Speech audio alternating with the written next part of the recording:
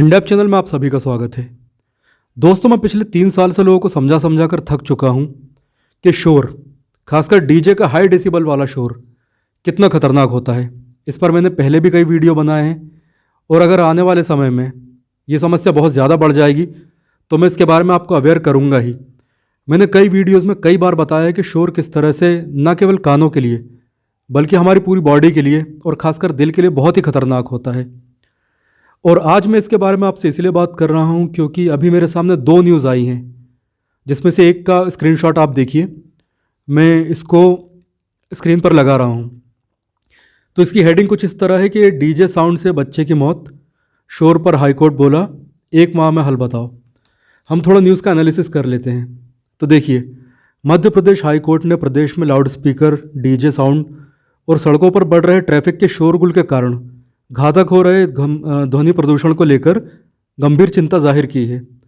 प्रदेश भर में ऐसे मामले सामने आ रहे हैं जहां लाउड स्पीकर और डीजे का साउंड 100 डेसिबल की लिमिट को पार कर रहा है। हालांकि मैं आपको बता दूं कि असली में 100 डेसिबल तो कुछ भी नहीं है। डीजे का साउंड होता है वो 120-130 डेसिबल तक भी चला जाता है, यानी कि लगभग एरोप्लेन के साउंड के बराबर। तो आगे पढ़ते हैं। एक जनहित याचिका में सुनवाई करते हुए हाईकोर्ट ने हाल ही में भोपाल में डीजे के तेज साउंड के कारण एक बच्चे की मौत पर भी हैरानी जताई है। अब आप खुद देखिए, यहाँ पर हाई कोर्ट भी इस बात को लेकर अवेयर हुआ है कि डीजे का साउंड बहुत ही खतरनाक होता है। हालांकि आपको लग रहा होगा कि मैं डीजे वालों के खिलाफ हूँ, लेकिन ऐसा नहीं है। मैं केवल तेज़ साउंड के खिलाफ हूँ, और वो भी मशीनों से निकलने वाले हाई फ्रिक्वेंसी के और हाई इंटेंसिटी के तेज़ साउंड के खिलाफ। ठीक है, डीजे वाले के साउंड के खिलाफ मैं नहीं हूँ, ना डीजे वालों के खिलाफ हूँ, क्योंकि इससे कई लोगों की रोजी रोटी जुड़ी होती है। लेकिन बात यह भी है कि इसी खतरनाक साउंड के कारण कई लोग मर रहे हैं। तो हम अगर आगे पढ़ें तो इसमें बताया गया है कि इंडियन मेडिकल एसोसिएशन की एक रिपोर्ट में पेश किया गया है कि डीजे या लाउड स्पीकर की ध्वनि का स्तर 65 डेसिबल से ज़्यादा नहीं होना चाहिए, और यहाँ 100-120 डेसिबल तक तो आराम से पहुँच जाता है। इसीलिए मैं अपने कई वीडियोज़ में इसके बारे में बात भी कर चुका हूँ, जिसमें से एक की छोटी सी क्लिप आप अभी देख लीजिए। तो इसका जवाब है नॉइज़ पोल्यूशन। लेकिन कैसे, यह मैं आपको अभी बताता हूँ। देखिए, वैसे तो यह ऑब्वियस है और आप मेरी बात पर भरोसा कर सकते हैं, लेकिन क्योंकि हम इंडियन हैं और हमें अंग्रेज़ों पर ज़्यादा भरोसा होता है, इसलिए मैं आपको यूरोपियन हार्ट जर्नल का रेफरेंस दे रहा हूँ। दरअसल शोधकर्ताओं ने 500 व्यक्तियों पर 5 वर्षों तक स्टडी की। इस स्टडी में उन्होंने हर व्यक्ति के घर का पता, घर की लोकेशन, ट्रैफिक कंडीशन, नॉइज़ की इंटेंसिटी के साथ ही उनकी हेल्थ का डेटा भी लिया।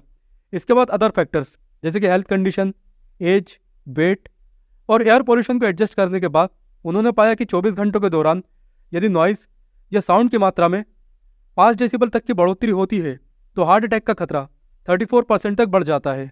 शोधकर्ताओं ने ब्रेन इमेजिंग टेक्निक का भी यूज़ किया और बताया कि नॉइज़ एक्सपोजर यानी कि तेज शोर में यदि व्यक्ति जाए तो एमिगडाला 1 मिनट पहले मैं आपको एमिगडाला के बारे में बता दूं।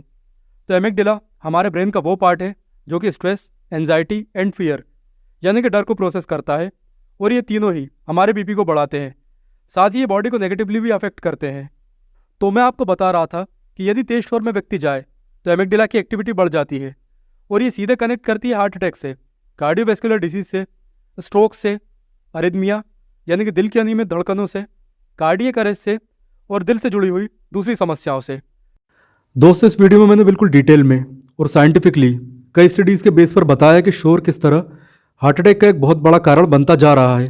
यदि आप इस वीडियो को पूरा देखना चाहते हैं तो या तो आप इस वीडियो के एंड स्क्रीन पर जाएं, या फिर इसी वीडियो की यानी कि जो वीडियो आप देख रहे हैं इसके डिस्क्रिप्शन बॉक्स में जो लिंक दी गई है उसके थ्रू आप इस वीडियो को देख सकते हैं। अब मैं आपको एक दूसरी न्यूज़ दिखाता हूँ जो कि और भी चिंताजनक है। देखिए, यूएई में हर 6वीं महिला को प्रेगनेंसी में समस्या, सेकेंडरी इनफर्टिलिटी दरों में दुनिया के सबसे ज़्यादा जो वजह है वो है प्रदूषण और ख़राब जीवन शैली। तो इसकी हेडिंग है।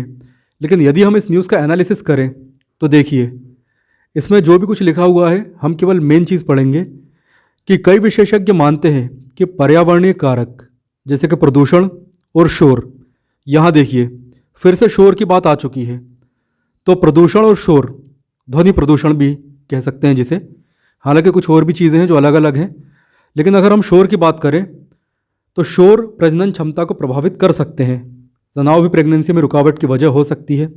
इसके बाद कुछ और लिखा है जिसमें कि कुछ स्टेट्स दिए हैं, तो हम आगे पढ़ते हैं। अबू धाबी स्थित हेल्थ प्लस IVF में रिप्रोडक्टिव मेडिसिन और इनफर्टिलिटी कंसल्टेंट डॉक्टर नादिया नज़ारी ने कहा, लगातार शोर, देखिए यहाँ फिर से शोर की बात हो रही है, तो लगातार शोर और प्रदूषण के संपर्क में रहने पर प्रेगनेंसी की क्षमता भी प्रभावित होती है। और दोस्तों ये भी एक बहुत बड़ा कारण है कि शहरों में, खासकर ऐसी जगहों पर रहने वाली महिलाएं जहाँ बहुत ज़्यादा शोर होता है, चाहे वो किसी का भी शोर हो, वहाँ पर उनको प्रेगनेंसी में काफ़ी समस्याएं देखने के लिए मिलती हैं। तो ये भी एक बहुत बड़ा कारण है। आप इन दोनों न्यूज़ का अच्छी तरह एनालिसिस करिए और आप खुद भी सोचिए कि क्या डीजे के सामने जाना या डीजे का तेज़ साउंड सुनना, और वो भी फ्रिक्वेंटली सुनना, किसी भी त्यौहार में या किसी भी फंक्शन में या किसी भी जन्मदिन में या न्यू ईयर जैसे किसी इवेंट में, क्या ये हमारे लिए ठीक होगा, हमारे बच्चों के लिए ठीक होगा?